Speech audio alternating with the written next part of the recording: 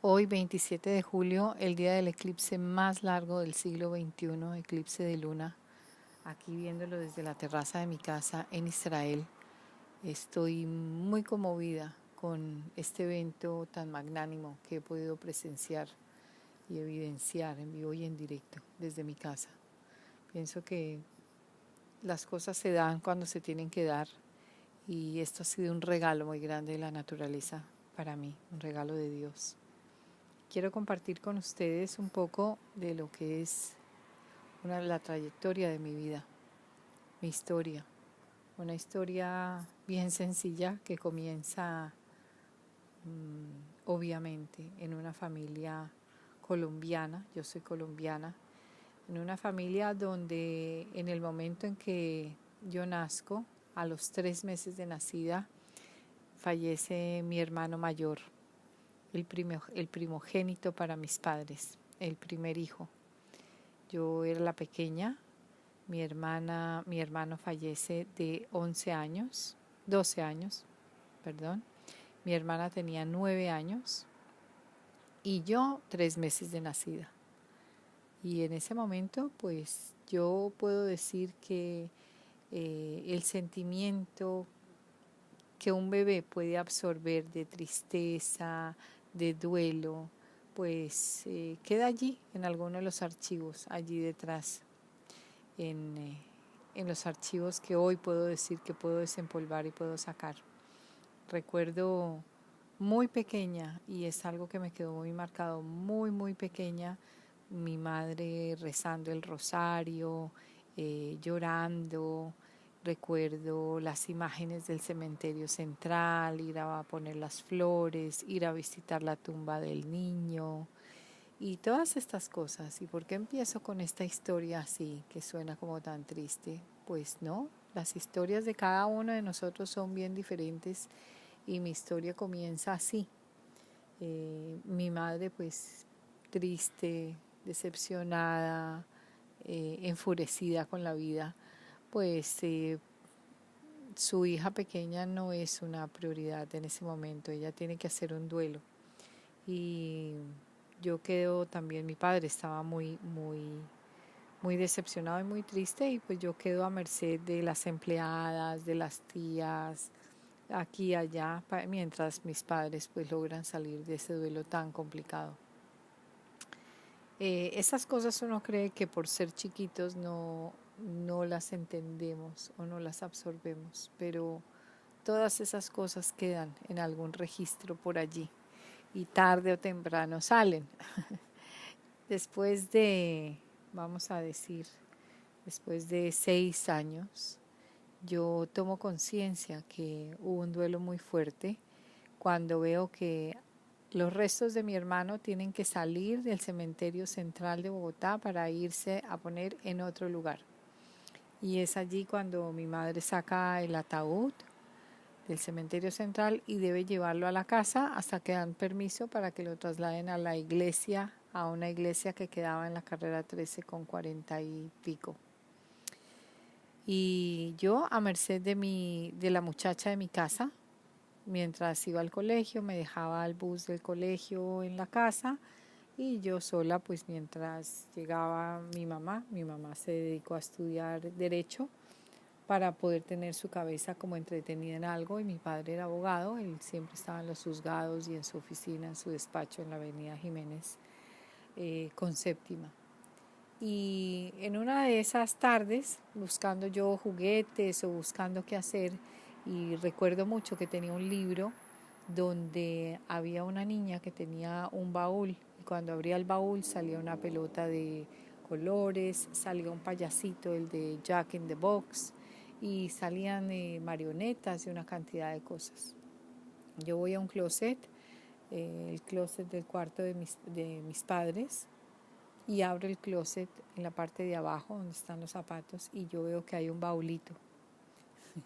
Saco el baulito, lo abro y cuando lo abro me encuentro los huesos, los restos de mi hermano. Y yo no entiendo qué es todo eso. Llega mi hermana del colegio y me ve jugando con los huesos de mi hermano, sacando eso. Y obviamente fue un choque muy grande. A partir de allí pues eso quedó olvidado en los archivos de mi cerebro, de mi historia. Ustedes dirán, qué historia tan macabra, ¿no? Pero así es, esa es la historia. Y a partir de ahí, mi madre cobra conciencia de que yo estoy siendo pues educada, criada y cuidada por unas empleadas que ni siquiera me ponían atención en muchos casos. Pues no como lo haría una madre. Entro al colegio y es un colegio donde debo estar todo el día, hasta tarde, hasta las 5 de la tarde, y hago una rutina pues ya con mi hermana yendo y viniendo con mi hermana. Mi hermana me lleva 9 años, es una cantidad de años y yo pues la sentía a ella como si fuese mi mamá, mi segunda mamá. Bueno, pasan los años, pasa la vida poco y llego yo a tener 11 años y me ataca la misma enfermedad de la cual falleció mi hermano. Mi hermano falleció de una meningitis y a mí me llega una meningitis. Yo estando en el colegio, al día siguiente de colegio, recuerdo tanto que por la noche yo le decía a mi mamá, me duele la cabeza, no voy a poder ir al colegio mañana. Yo tenía un examen de matemáticas y no había estudiado, nunca me gustaron las matemáticas. Y le dije a mi mamá, tengo mucho dolor de cabeza, yo no quiero ir al colegio, no quiero ir al colegio. Y ella me toca y me dice, sí, tienes fiebre. Voy a llamar a Marquitos, el médico de cabecera de la casa, para que venga a revisarte. Marquitos Milhem llega a revisarme y dice a la niña hay que llamar a una ambulancia urgentemente, hay que llevarla al hospital, a la clínica Marley. Tiene algo bien complicado y parece que es en la cefalea. Yo digo, bueno, lo único que yo estoy haciendo es un poquito haciendo el papelón para no hacer el examen mañana de matemáticas, sino ir al colegio. Y sí, pues me duele un poco la cabeza, pero tampoco es para tanto, pensaba yo. Dije, bueno, pero sigamos la historia porque así me voy a evitar el examen de matemáticas. Y me llevan al hospital y ¿qué encuentro yo? Que apenas me llevan, dicen en urgencias, esto es importante, es urgente, la niña hay que ponerle suero, hay que hacerle un cultivo raquídeo, ella tiene meningitis. Y pues mi madre falleció en llanto, mi padre se quebró también en llanto porque pues mi hermano había fallecido a los 11 años de meningitis. Ellos dicen no puede ser, mi segunda hija también, mi hija pequeña también, con lo cual pues era una situación bien complicada. Yo me veo en una cama con exámenes, radiografías, de todo, total, efectivamente tenía meningitis. Estoy en la clínica, para hacer corto el cuento, más o menos un mes. Salgo de la clínica a mi casa, no sabía caminar, llego a casa, debo estar otro mes, aprender nuevamente a caminar. Había estado entubada mucho tiempo y con sueros y muy cuidada por el tema de la meningitis. Y después del mes de haber estado en casa, voy al colegio, el English School, y cuando llego al colegio me dicen, ¿usted qué hace aquí? Usted ya perdió el año, usted lleva un mes de fallas y nadie ha venido a decir nada de usted. Mi mamá nunca tuvo cabeza para decir en el colegio la niña está enferma y no puede venir. Y nadie cayó en cuenta de eso en ese momento. Era tal la angustia que eso se pasó por alto. Y pensamos que yo iría al colegio y pues las cosas seguirían normales. Pues no fue así. Me hicieron sentarme en la rectoría hasta que llegara mi mamá por mí y mi papá llegaran por mí a recogerme y la matrícula había sido cancelada. En ese momento mi mamá llama a Marco Milhem y le dice, Marcos, yo no sé qué hacer, la niña se quedó sin colegio y a ella tiene que seguir sus estudios. Y Marcos dice, mira, no hay ningún problema, yo soy el presidente de la comunidad judía, soy el presidente de la junta directiva del Colegio Colombo Hebreo, pues pasamos a la niña al Colegio Colombo Hebreo, ya llamo al rabino que le haga un examen psicotécnico, la niña quedó bien, no tiene ningún problema, pues que eso creo que quedó un poco loca, eso sí, me encanta, pero es lo único que me pasó, de resto creo que quedé bien. Y me hicieron el examen psicotécnico, llegué al Colombo Hebreo y el rabino pues me hizo este examen y perfectamente pues pasé el examen.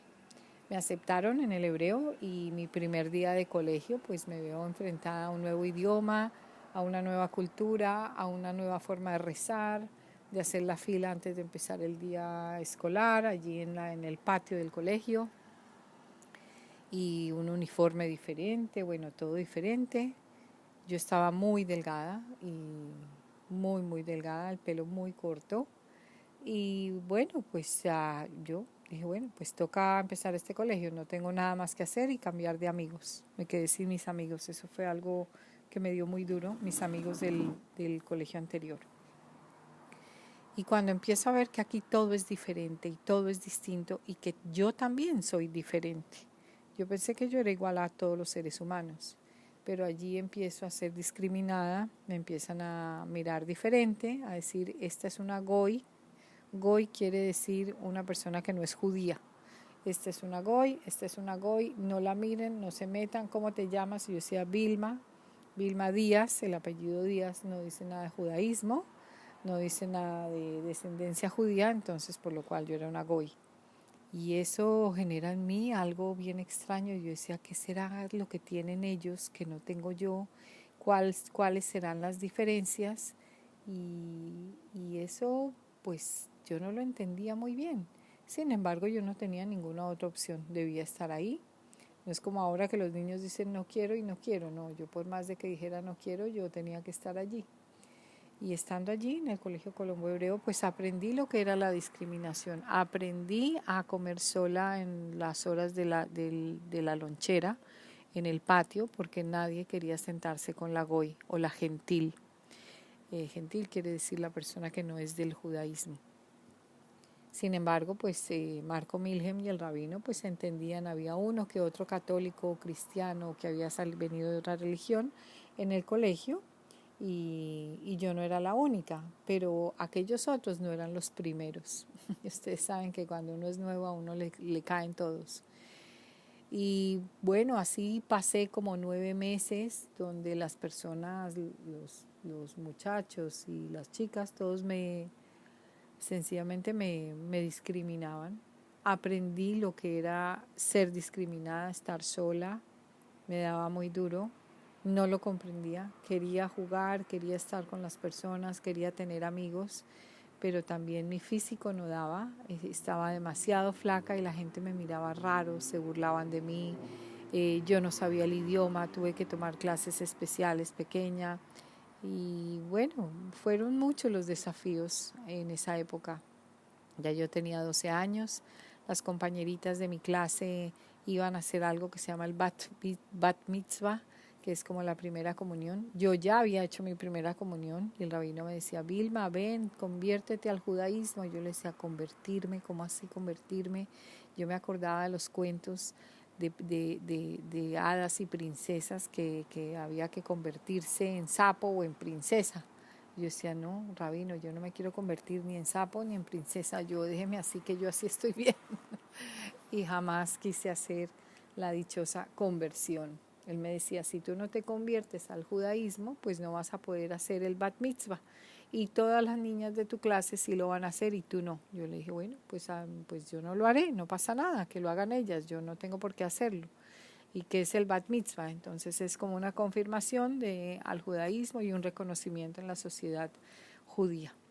Y yo dije, bueno, pues yo ya he sido reconocida, yo hice mi primera comunión y a mí me reconocen mis papás y mi hermana y yo creo que me reconocen los que me tienen que reconocer, yo no entendía muy bien esto. En todo caso, yo no quise, desde ese momento yo generé como un tipo de carácter de decir, si yo soy diferente, voy a ser diferente y voy a salir adelante diferente. Pasó año, año y medio hasta que logré hacer 1 o 2 amigas que me invitaron al club del Carmel que quedaba ahí al lado del colegio. Y ya yendo yo al club, yo veía, claro, unas circunstancias bien distintas de las que yo había crecido, las que yo había visto, las que yo había aprendido en mis años antes de la meningitis. Y pues sí, allí el estatus y la economía de la gente era diferente, la forma de hablar era diferente, la forma de viajar era diferente y todo era diferente. Bueno, pero cuando tú ves y estás en el medio, pues aprendes y ves. Y eso me ayudó también a fortalecer mi carácter. Me hice 2 muy buenas amigas, ellas me empezaron a llevar a su casa, me invitaban al Shabbat y empecé a tener un gran acercamiento con esta hermosísima cultura judía. Sin embargo, jamás quise hacer una conversión oficial por un rabinato o por ninguna entidad. Yo sentía que en mi corazón lo que yo tenía era respeto y pureza de amor hacia Dios y que eso era lo más importante. De ahí termino yo el colegio y no sé qué estudiar. Mis padres son abogados, mi hermana estudió Derecho también, el novio de mi hermana en esa época era también abogado y yo dije, bueno, pues me va a tocar en algún momento estudiar Derecho, pero me hice la loca y me fui a trabajar en un hotel para hacer hotelería y turismo. No me gustó. Luego entré a estudiar Derecho en la Javeriana y tampoco me gustó. Y a los 2 años me salí de allí porque había que aprender muchas cosas de memoria. Y si hay algo que a mí no me gusta, son las cosas de memoria. Prefiero la creatividad y soy una mujer más creativa. Y le dije a mi padre, bueno, yo siento mucho que sea la única de la familia que no sea abogada, pero yo quiero estudiar algo que tenga que ver con diseño o agricultura. Y me dijo, bueno, ¿por qué no estudias algo con diseño de telas? Tengo muchos amigos en la comunidad judía que tienen fábricas de telas. Y le dije, bueno, eso me suena. Efectivamente, uno de sus amigos me llevó a la Universidad de los Andes y allí arranqué a estudiar diseño textil. Carrera que me gustó muchísimo, pero más por la parte social que por el textil. Me encantaba hacer amigas, allí había muchas amigas. Ya para esa época yo ya había crecido, ya me habían puesto mis brackets, yo me había metido en mi cabeza y en mi cerebro cada vez que abría una revista Vanidades que yo iba a ser una mujer guapa, que iba a ser bonita, que iba a ser modelo y que nadie más se iba a burlar de mí. Eso me lo metí entre la cabeza y era una fijación que yo tenía. Y ahí aprendí que cuando uno algo quiere realmente lo consigue. No importa que tú seas, tengas o seas lo que seas, pero cuando tú lo visualizas y lo miras y lo intencionas y lo deseas, te conviertes en eso. Yo era tan fea, tan fea, tan fea, que de verdad en el Colegio Colombo Hebreo la gente me oía de lo fea que era. Tenía los dientes grandísimos, salidos, después de la meningitis quedé hecha un palo, entonces las rodillas, las piernas eran súper flaquitas, no tenía cachetes, los ojos se me veían muy grandes y muy saltones. A mi mamá le dio por cortarme el pelo como un niñito, entonces peor. Era muy fea.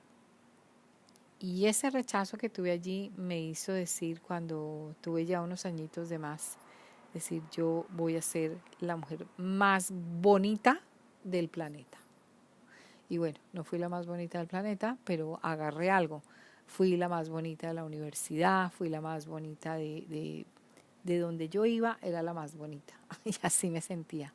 Y claro, eso el ego se me creció y encontré una herramienta poderosísima.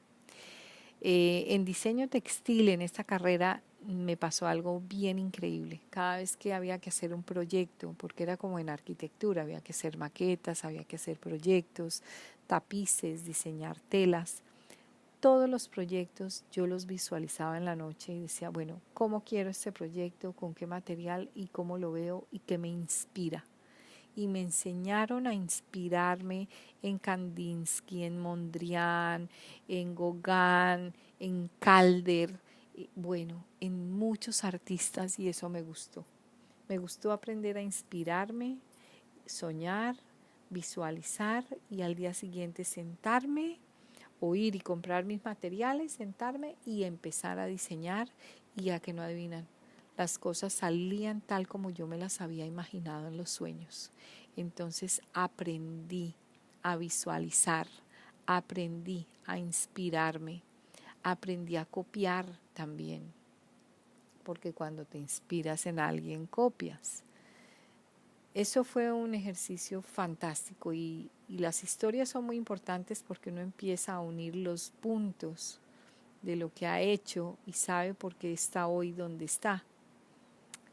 Como aprendí a inspirarme con todas estas cosas, tuve una tesis que fue laureada, por uno de los grandes artistas de Colombia y una de las grandes críticas de arte, como Ana María Escayón, y Juan Antonio Roda fue mi corrector de mi escultura textil. Me inspiré en los guayú, en los indígenas colombianos, me inspiré en Dalí y me inspiré en lo que a mí más me gusta, que es inspirar a la gente. Me inspiré en inspirar también. Y salió se llamaba espacialidad intelectual, una escultura donde la gente podría recorrerla y donde se hablaba allí con las partes esculturales de lo que son los guayú y el guareque, los textiles y los tejidos que hacen las arañas y cómo de allí se inspiran los indígenas guayú para hacer sus mochilas, para hacer los tejidos que hacen para sus animales, los burros, los caballos y todos esos textiles tan hermosos que hay allí en esta zona. Y también la inspiración de Dalí, este hombre surrealista que gracias a sus sueños y la escultura de él, el cuadro de él que se llama El Sueño, que es como una gran masa que descansa durmiendo sobre unas muletas, esas muletas que sostienen todo en la vida. Me inspiré en eso y fue una tesis magnánima. Me acuerdo que fue algo que la gente no esperaba, pero fue algo que para mí tampoco, nunca me imaginé que yo pudiese llegar a visualizar y hacer cosas de este estilo. Después de esto, ya tengo que salir a un mundo laboral y en el mundo laboral Dios sabe cómo pone sus cosas. Yo tenía 3 opciones para buscar trabajo. Y una de esas opciones era Lafayette, otra opción era Colortex, otra compañía textilera de estampación. A mí me gustaba muchísimo diseñar telas, estampaciones para telas. Y otra opción que era Gran Tesilera Limitada. Esa última, quien me estaba dando las recomendaciones era el novio en ese momento de una de mis grandes amigas modelos, Gunther Rothfuss. Y en ese momento me dice Gunther, pues mira, Lafayette tienes gran opción, tú puedes entrar allí, te voy a dar mi recomendación, porque él era un importador de maquinaria textil de Alemania para Latinoamérica y conocía muy bien estas compañías. Me daba una carta de recomendación muy importante. Y la otra, que era Colortex, también los conocía él y me dijo, pero esta última tesilera, ahí no hay estampación, ahí no hay nada. Lo que pasa es que él es un gran amigo mío y seguramente que pues si no te dan trabajo en las otras dos, pues te van a poder dar trabajo ahí. ¿Y cómo es la vida? Yo lo primero que le dije a Gunther es, esta es la de menos opción, pues entonces la voy a descartar de una vez porque yo voy por lo grande. Yo voy para que me acepten en Lafayette. Y sucedió que me fui a Gran Tesilera Limitada y cuando entré a esta empresa, a esta grandísima fábrica, conocí al dueño, al que iba a ser mi jefe. Yo dije, no sé qué hay aquí, pero yo no quiero trabajar en Lafayette ni en Colortex. Y le dije a este señor que me estaba haciendo la entrevista, al dueño, le dije, ¿qué es lo que hay que hacer para trabajar acá? Y él dijo, tener sentido común. Le dije, ¿qué puesto me puede ofrecer a mí? Yo aquí traigo mis portafolios de estampaciones y sé que usted acá no tiene departamento de estampación. Dijo, pues si usted quiere, usted lo puede formar y usted lo puede montar. ¿Cuánto quiere ganarse? Yo me acuerdo que en esa época yo le dije, bueno, yo me quiero ganar 180,000 pesos. Para mí eso era un montón de plata y en ese momento era muy buen dinero. Estamos hablando del año 90. Y él me dice, perfecto, tráigame mañana el examen de que no está embarazada, tráigame mañana unas fotos, tráigame esto, lo otro, y usted arranca pasado mañana. Así. Y yo dije, ok, yo me quedo acá porque hay un reto y aquí yo puedo montar algo que no se ha montado. Y además, esta persona que me estaba atendiendo, cuando me dijo, lo único que usted tiene que tener aquí es sentido común, pues eso también me gustó. Y ahí me quedé. Me quedé por 3 años y medio. A los 3 años resultó que el dueño de esa fábrica y yo nos enamoramos. Después de que para mí esa persona era sencillamente mi jefe. Y después de 3 años nos enamoramos, quiere decir que yo tuve que salir de esa empresa. Salí, monté mi propia empresa, mi microempresa de confección de blusas para dama con las telas de esa fábrica. Y el que era mi jefe en ese momento, que después ya era mi novio, es el que hoy en día es mi esposo. Estamos hablando de Jack Alfandari. Después de tener 1 año y medio mi empresa de blusas, yo regreso nuevamente a su compañía, a Gran Tesilera, ya no trabajando, sencillamente acompañándolo y aportándole mis ideas en su compañía. Y bueno, y empezó una historia de vida muy bonita. Luego nos fuimos a vivir juntos. Después de 4 años tuvimos nuestra primera hija, que es Lauri, que fue la que decidió el día que cumplió 15 años venir para Israel sola porque no quería seguir viviendo la vida que vivía en Colombia. Estaba en el Colegio Colombo Hebreo ella también y le parecía que no estaba progresando, le parecía que ahí no había libertad y sencillamente se vino a vivir a Israel sola a los 15 años con un programa que tiene el gobierno israelí. Y detrás de ella, después de los 6 meses de ella estar aquí, pues detrás de ella nos vinimos nosotros. Esa es la gran historia que tenemos nosotros acá. Por eso digo que uno no sabe por qué suceden las cosas hasta que cuentas tu historia. Y yo hoy entiendo que todo mi recorrido y todo lo que sucedió en esa infancia era para venir a esta Tierra Santa, no solamente porque Lauri nos jaló a venir acá, sino porque es la tierra de la descendencia de mi esposo y porque Dios tenía algo muy grande preparado aquí para nosotros. Y lo grande es poder tener un equipo de empresarios que ayuden a cambiar una mentalidad, a pensar en el siglo XXI.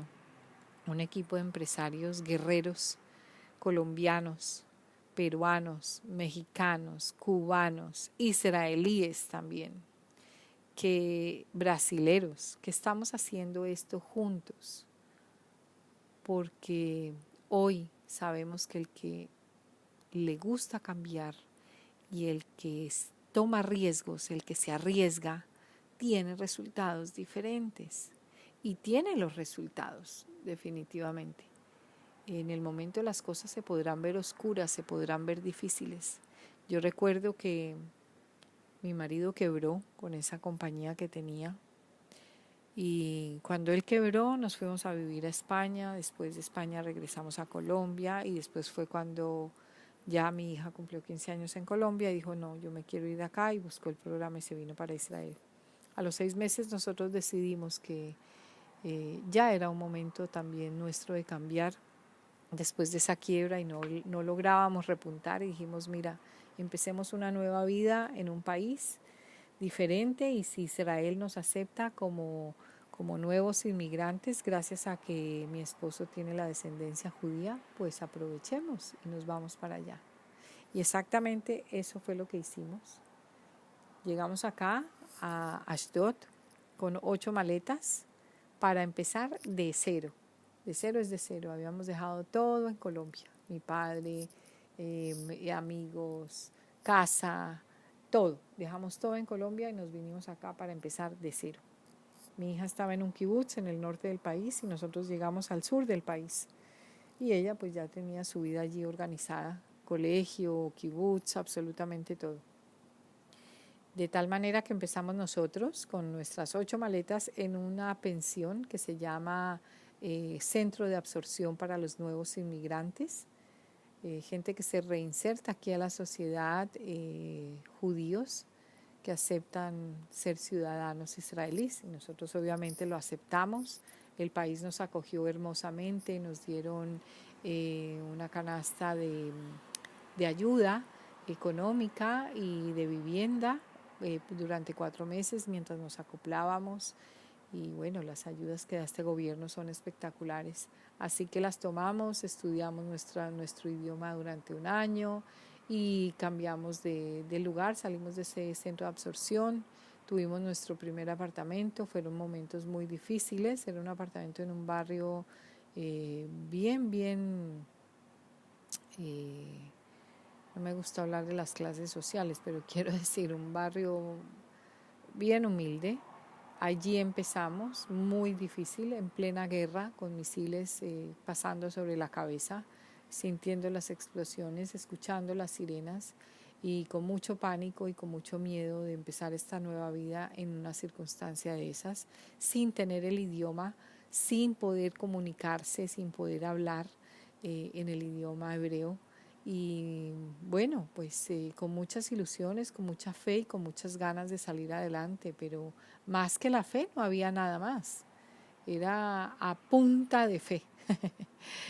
Había que trabajar, había que buscar el dinero para pagar el apartamento y pues lo primero que nos dijeron, si ustedes no tienen el hebreo es muy difícil que apunten a un empleo y claro, nos hablaban de empleo porque no había manera de invertir con qué dinero e invertir en qué si no tienes el idioma, ni siquiera para firmar un contrato o un convenio. Entonces dijimos, bueno, pues tocó trabajar en lo que toque trabajar. A mí me ofrecieron limpiar casas y yo dije, perfecto, yo nunca he limpiado mi casa, pero llegó el momento de aprender. En Colombia siempre tuve quien me lo hiciera. No sabía el nombre de los productos, no sabía cómo se limpiaban las casas aquí, porque qué cosa tan curiosa, aquí las casas no se limpian con trapero, se limpian con un palo. Y yo veía eso y yo no lo entendía. Entonces muchas cosas pasaron, muchos ajustes, muchas cosas diferentes de aprender, cultura, estaciones, desierto, gente distinta, comida distinta, hasta el sonido de los pájaros era distinto, todo era muy diferente. Y ese reto pues te puede tirar al piso y te puede quebrantar las rodillas. Y en muchos momentos eso fue lo que sucedió. Me sucedió a mí, le sucedió a mi esposo, le sucedió a mi hija pequeña, a Soli, mientras que Lauri ya estaba en su kibutz y ella ya se estaba adaptando con sus compañeros que también habían hecho un proceso muy parecido al de ella. Eran inmigrantes de otros países latinoamericanos, judíos reinsertados en ese kibutz para estudiar y terminar su bachillerato. La vida de ella estaba organizada, pero la nuestra no. Y yo empiezo a limpiar casas y empiezo a estar del otro lado del escritorio, donde me decían, no llegó a tiempo, no limpió bien, esto le quedó mal, no le voy a pagar. Me ponían cámaras para ver si me iba a robar algo. Y yo decía, no puede ser lo que me está pasando. Tenía que limpiar una casa en la mañana y otra casa en la tarde y así era todos los días para poder cumplir la meta de la semana y tener el dinero para pagar el apartamento y para comer. Mi esposo, mientras tanto, trabajaba en un supermercado pelando pescados, después de que él había sido el magnate de una compañía textilera en Colombia. Y estaba en un supermercado con un delantal, con unas botas, un delantal plástico, unas botas de caucho, lavando salmones y pelando salmones. Y eso también fue un reto increíble. Y esta historia viene a decir que a uno le pule el carácter eso, cuando la vida te pone contra el piso. Y ese carácter hay que pulirlo y esa humildad hay que adquirirla. Y se adquiere únicamente con el derecho de piso, lo dicen acá. Y sí, pasamos el derecho de piso, fueron 3 años duros, muy duros, y, y se pasaron. Y aprendimos muchas lecciones y aprendimos que cuando llegan las oportunidades y estás desesperado y te arrodillas y pides una oportunidad al cielo, Dios te la envía. Y me envió Social Economic Networkers en un momento donde yo ya no tenía esperanza. Yo me devolví a Colombia a buscar alguien que me hiciera un préstamo, alguien que me apoyara para traer a Israel algo y dejar de limpiar casas, y mi marido que dejara de hacer lo que estaba haciendo, porque después de los pescados se cambió a barrer un hangar. Le dieron una escoba grandísima para barrer un hangar donde se hacían tableros. Después lo ascendieron y ya lo que tenía que hacer era pegar tableros de estos blancos de flomáster borrable, y después volvieron y lo ascendieron y ya le tocaba era cargarlos. Entonces, pues eso ya no era un trabajo que quisiéramos nosotros hacer. Es así que decidimos que yo fuera a Colombia a buscar una alternativa, y de no encontrar una alternativa, pues nos tendríamos que devolver. Y yo pedí al cielo que me mantuviera en Israel el mayor tiempo posible, porque esta tierra yo sabía y tenía la fe que aquí íbamos a poder hacer cosas grandes. Yo sabía que Dios tenía regalos para mí. Yo sabía que cosas buenas iban a haber para nosotros. Y Social Economic Networkers la encuentro en Colombia. No la entiendo muy bien, pero el doctor Rocha me dice, tienes que ir a Barcelona para conocer al doctor Nevares. Es ahí cuando vengo yo a Israel, le digo a Jackie, mi amor, nos vamos para Barcelona. Él ya sabía de lo que yo estaba mirando, y mientras yo estaba en Colombia y le estaba contando de Social Economic Networkers, que en ese momento se llamaba la INT for Life, le digo, ¿por qué no vas estudiando y mirando de qué se trata? Él entra al internet, busca y se enamora, literalmente enamorado de Giovanni Perotti. Me dice, me encontré un hombre que habla espectacular, me encanta lo que dice, me encanta cómo lo dice. Bueno, yo porque no había oído esto antes, y yo lo encuentro acá en Israel encantado. Me dice, óyete esto, la jetona. Digo yo, ¿usted qué es lo que está oyendo? ¿Cómo así que la jetona? ¿Qué es eso? Me dice, sí, es de este señor Giovanni Perotti. Yo empiezo a oír y digo, esto no entiendo nada de este negocio. Jackie, nos tenemos que ir para Barcelona a ver cómo es este tinglado. Llegamos a Barcelona en un estrés muy grande porque la situación económica era bien apretada. Mi esposo se enferma allí en Barcelona, pero en Barcelona están Olaf, Nidia Pinzón, Carmen Solá. Ellos nos reciben muy bien, nos dan unos entrenamientos allí especiales. Mi esposo se enferma con fiebre por las noches, que llegábamos a una pensión de mala muerte muy barata, que era lo que podíamos pagar. Y bueno, él se enferma de los nervios y de la tensión, de toda la angustia que estábamos viviendo. Cuando vemos al doctor Nevares, estábamos invitados a la Universidad del Éxito, y lo vemos a él salir allí en la tarima y hablar y todo el mundo ovacionarlo, decíamos, Dios mío, ¿a dónde estamos? Mi amor, ten fe, le decía yo, ten fe que aquí hay algo grande, porque este señor se ve que tiene algo grande entre las manos, y algo grande vamos a poder hacer en Israel. Y bueno, aguantamos él con fiebre en esa Universidad del Éxito.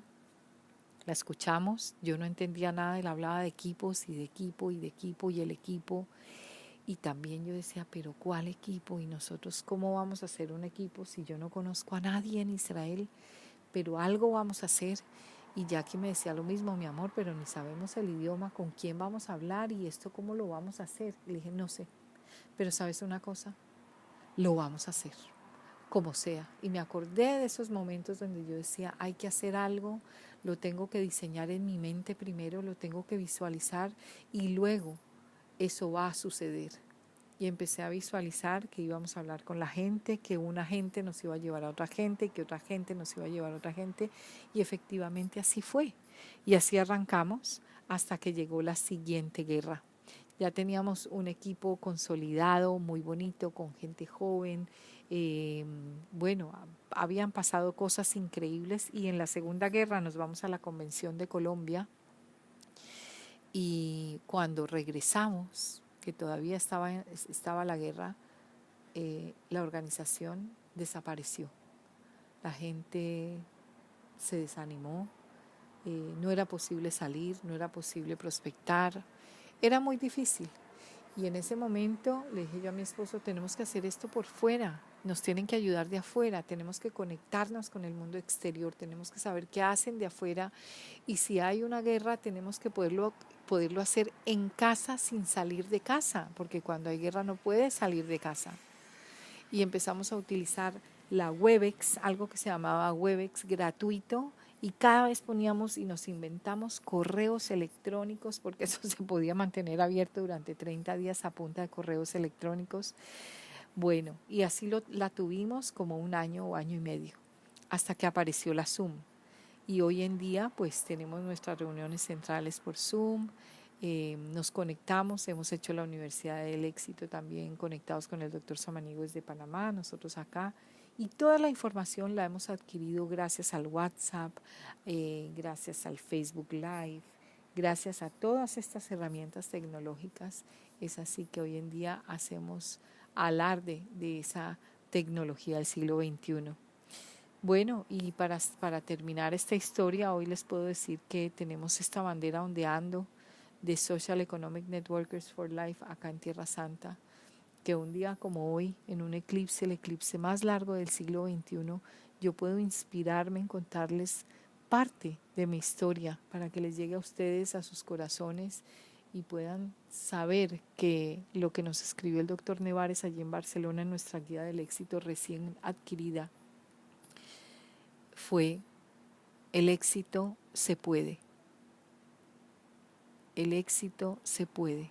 4 palabras para decir cuáles son las estrategias, cómo se hace, qué hay que hacer. El éxito se puede. Y nos dijo, todo está aquí en la guía del éxito. Desde ahí, esa ha sido mi asta, la guía del éxito. Esa ha sido mi bastón, la guía del éxito.